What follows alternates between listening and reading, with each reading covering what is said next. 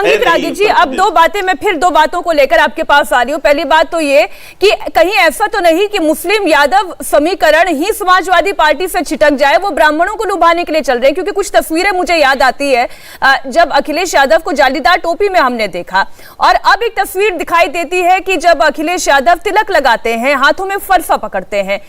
ये जरा थोड़ा समझाएं कि क्या ये समाजवादी पार्टी के लिए मजबूरी बन गया है या ये मौके में चौका मारने की कोशिश है? देखिए मीनाक्षी जी, ये प्रतीकों की राजनीति का जमाना चला गया है। ये 70 की राजनीति हुआ करता था। आप जरा अंदाजा लगाइए कि राहुल गांधी ने कितना जनेऊ पहना, कोर्ट के अंदर जनेऊ पहना, कोर्ट के बाहर जनेऊ पहना, गले में लपेटा, हाथ में लपेटा, एक मंदिर से दूसरे मंदिर गए, तीसरे मंदिर गए, सारे मंदिरों का भ्रमण करके आए। लेकिन जो पार्लियामेंट के चुनाव थे उसमें आपको नतीजा साफ दिखा।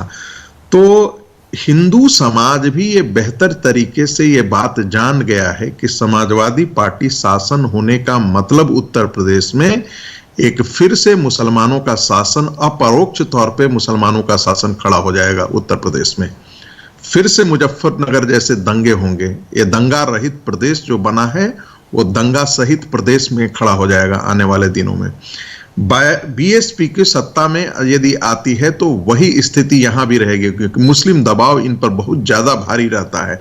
नतीजा यह है कि कंप्रोमाइज करेंगे। सवाल इससे थोड़ा सा भिन्न था। मेरा सवाल यह था कि कहीं ऐसा तो नहीं कि जिनको लुभाने के लिए समाजवादी पार्टी आगे बढ़ चली है, उनको लुभाते लुभाते अपने कोर वोट बैंक को दूर कर दे? नहीं, मैं इसलिए कह रहा हूं कि दोनों चीजें जाएंगी। एक कहा जाता है ना कि जो धुर्वाणी परित्यज्य अधुर्वाणी निसेवते ध्रुवाणी तस्य नश्यन्ति अधुर्वम नष्टमे हुई।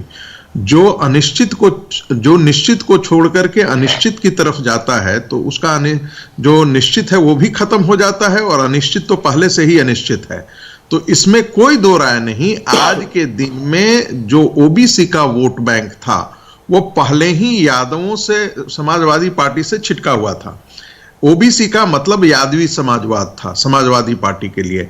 लेकिन पिछले 5 साल के अंतर्गत यादव समाज ने भी देखा है कि उनके लिए भारतीय जनता पार्टी की सरकार ने क्या काम किया है। ये जो कह रहे थे कि से महिला यूथ नहीं, वो महिला और यूथ दो ही हैं, एक भैया हैं और एक भाभी हैं, कहना ये भूल गए मेरे मित्र। ये वो कह रहे हैं कि महिला का मतलब अखिलेश की पत्नी, अखिलेश जी की पत्नी, और युवा का मतलब अखिलेश भैया। यानी ये भैया भाभी का ही कॉम्बिनेशन के तौर पर ये देख रहे हैं कि महिला, ये जो यूथ और महिलाओं का जो समीकरण ये बता रहे हैं। यूथ इसलिए नहीं जोड़ेगा क्योंकि यूथ को ये जातीय विमर्श से यूथ अपने आप को बाहर रखना चाहता है। ठीक है, वो भारत अपने आप को वो भारत से जोड़ना चाहता है। देखिए, पॉइंट टेकन। अनुराग जी, जो संगीत रागी जी ने कहा कि आप अनिश्चित के पीछे भागते भागते अपने निश्चित को भी अनिश्चितता में डाल रहे हैं, पहली बात ये। और दूसरी बात जो उन्होंने कहा कि ये भैया और भाभी का ही समीकरण है। देखिए, आपको मैंने बोला था भारतीय जनता पार्टी को हिंदुस्तान की संस्कृति से कोई लेना देना नहीं है। ये भी भारतीय जनता पार्टी का हिस्सा है। लिख के बैठते हैं कि हम राजनीतिक विशेषज्ञ, बोलते हैं भारतीय जनता पार्टी की भाषा। आप बात करते करते घर तक पहुंच जाते हैं, व्यक्तिगत हो जाते हैं। ये किसी की पत्नी की बात करना शुरू कर देते हैं। ये भारतीय संस्कृति को शोभा देता है क्या? या हम किसी की पत्नी की बात करना शुरू करते हैं, शोभा देता है क्या?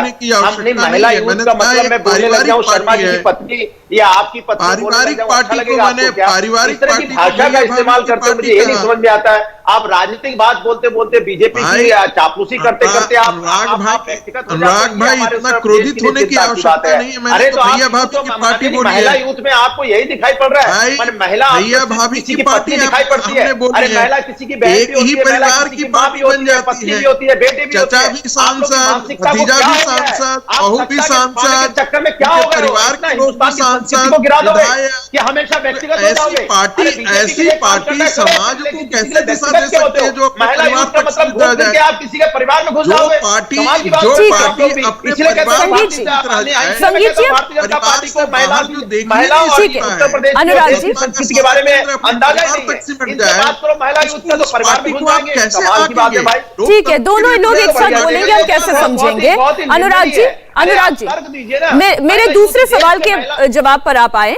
दूसरा सवाल ये भी था कि सुनिए, इन्हें महिला यूथ इसलिए समझ में नहीं आता है क्योंकि देश के अंदर में ये वो पार्टी है जो चिरहरण कर रही है यहाँ पे, वो पार्टी है जो यहाँ बेरोजगारी दे रही है, महिलाओं को भी दे रही है, यूथ में तो महिला भी है और यहाँ पे लड़के भी हैं, लड़के दोनों ही हैं, और इतनी बेरोजगारी से बेचारे जूझ रहे हैं, महंगाई से जूझ रहे हैं, हम उनकी बात हो रही है। आपके समय एक मिनट संगीत जी, एक मिनट संगीत जी, देखिए अनुराग जी, मेरा सवाल आपसे कुछ और था, लेकिन ठीक है, आप उस सवाल पे ना जाए। मैं आपसे फिर कहती हूं कि अगर आप मुद्दों की राजनीति करना चाहते हैं तो मैं ये आपसे सवाल पूछती हूं कि अखिलेश यादव को फलसा हाथ में उठाने की जरूरत क्यों आन पड़ती है? अरे वो हम क्यों हाथ में समाजवादी फलसा लोग, उठाते हैं? सुन तो लीजिए, हम समाजवादी लोग हैं।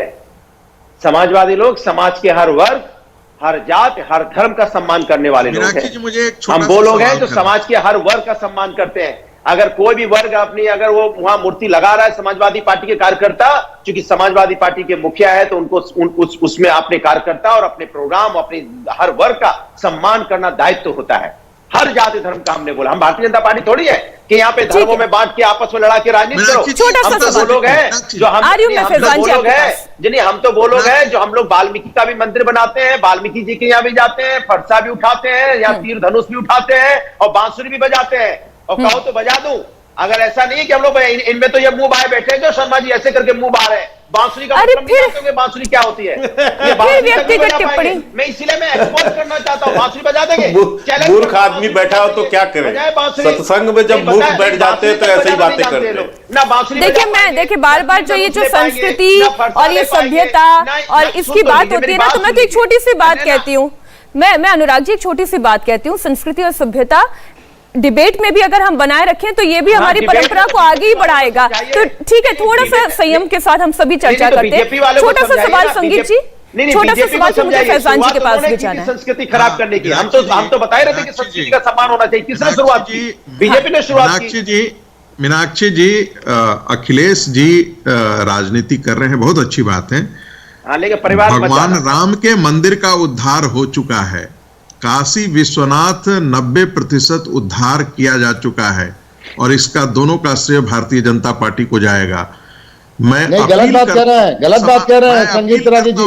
ये माननीय सुप्रीम कोर्ट का जो है फैसला है, आप इसे अपना ना बताएं। संगीत राजी जी, आप इसे अपना ना बताएं। वहां पर मथुरा में भगवान कृष्ण की जन्मभूमि फैजान जी आप अपनी बात रख लें। फैजान जी आप अपनी बात रख लें। वो ये कह रहे हैं कि वो तो सुप्रीम कोर्ट का काम था, ये सुप्रीम कोर्ट मंदिर बनाने का काम कर रही थी। मीनाक्षी जी जो बार बार ये लोग बातें राम मंदिर की करते हैं, ये आप सबको पता है, माननीय सुप्रीम कोर्ट के हवाले से ये ऑर्डर आया, और ये बहुत अच्छा हुआ, क्योंकि अगर इनके हवाले से ये ऑर्डर निकल आता तो जब माननीय सुप्रीम कोर्ट ने राम मंदिर बनाने का वो दिया, ऑर्डर किया, तब ये जमीन वहां पे बेच खरोच को उसको वो कर रहे हैं, घोटाला कर रहे हैं, भ्रष्टाचार कर रहे हैं। भगवान श्री राम के मंदिर बनाने में इनको जब दिया गया तब तो ये उसे पूरा नहीं कर पाया। रागी जी रुकिए ना, सबकी सुनते हैं ना रागी जी, आपको अगर हम अनइंटरप्टेड सुनते हैं तो हम बाकियों को भी सुनते हैं। अच्छा फैजान जी मत बनिए, ठीक है, आप अनुराग भदौरिया जी सब ये मत करें। अच्छा फैजान जी, अब मेरा सवाल आपसे ये है कि आप ये कह रहे हैं कि राम मंदिर के लिए फैसला तो सुप्रीम कोर्ट ने दिया, जो सुप्रीम कोर्ट ने कहा उसके अनुसार अब राम मंदिर का निर्माण हो रहा है। अगर आपकी सरकार बन गई तो मथुरा में भव्य मंदिर निर्माण, भव्य कॉरिडोर निर्माण का काम करेंगे आप लोग? मीनाक्षी जी, अगर वो मैटर भी आपको शायद पता होगा, वो भी माननीय सुप्रीम कोर्ट के पास है, वो भी कोर्ट के पास है। जैसा कोर्ट फैसला देगी, आपको याद होगा जब बहुजन समाज पार्टी का शासनकाल था और हाईकोर्ट का फैसला राम मंदिर पे आया था, हमने ना हिंदू ना मुस्लिम दोनों की भाईचारा बनाते हुए पूरे प्रदेश में एक चिड़िया भी पर नहीं मारी थी। मीनाक्षी जी आप सब गवाह हैं। कोई भी एक भी कानून द्वारा कानून का राज स्थापित किया गया था उस वक्त, आप मंदिर बनाएंगे? घटना नहीं हुई थी। आप मंदिर बनाएंगे मथुरा में? हम मंदिर भी बनाएंगे, मस्जिद भी बनाएंगे, हम हिंदू के साथ भी हैं, मुस्लिम के साथ भी हैं। हम सारे आस्था का सम्मान करते हुए, देश के संविधान को सर्वप्रिय मानते हुए कानून के द्वारा कानून का राज स्थापित करते हैं। इंडिया टीवी हर वक्त हर जगह डाउनलोड करने के लिए सर्च करें India TV news Google play store या ऐप स्टोर पर।